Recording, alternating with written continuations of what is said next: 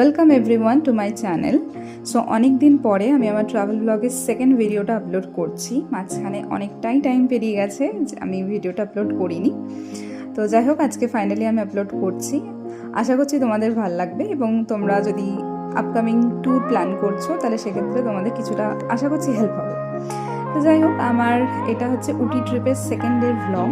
তো তোমরা যদি আমার আগের দিনকার ব্লগ দেখে থাকো তাহলে দেখবে আমরা আগের দিন রাতের বেলায় স্টে করেছিলাম কাবিনিতে, এবং বিকজ আমাদের নেক্সট ডে এখানে একটা জঙ্গল সাফারি ছিল, দ্যাটস ওয়াই আমরা ওখানে থেকেছিলাম।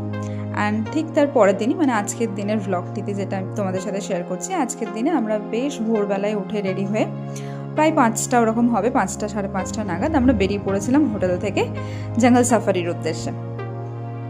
তো আমাদের হোটেল থেকেই ব্যবস্থা করা হয়েছিল, আমরা হোটেলে গিয়ে কথা বলেছিলাম এবং তারা জঙ্গল সাফারির ব্যবস্থা করে দিয়েছিল ওখানেই কথা বলে। তো ওইখান থেকে গাড়ি করে, মানে আমাদের যে গাড়িটা ছিল সেটা করে আমাদের একটা পয়েন্টে নিয়ে এলো, এবং সেইখান থেকে ওদের যে জিপ রাখা ছিল, এটা ছিল কমপ্লিটলি একটা ওপেন জিপ সাফারি।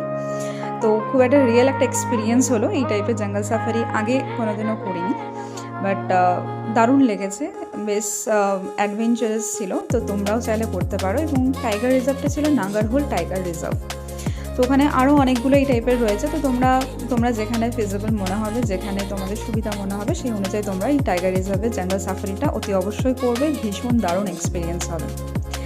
তো আমরা জঙ্গল সাফারি সেরে রিটার্ন করে গেছিলাম হোটেলে, এবং হোটেলে আমরা ব্রেকফাস্ট সেরে বাকি প্যাক করে আমরা চেক আউট করে নিয়েছিলাম প্রায় ওই 11টার দিকে। সো নেক্সট দুদিনের জন্য আমাদের স্টে ছিল কুর্গে। সো অন দ্য ওয়ে আমরা দেখে নিয়েছিলাম তিবেটান সেটেলমেন্ট এবং ওখানকার famous golden temple, Buddha temple.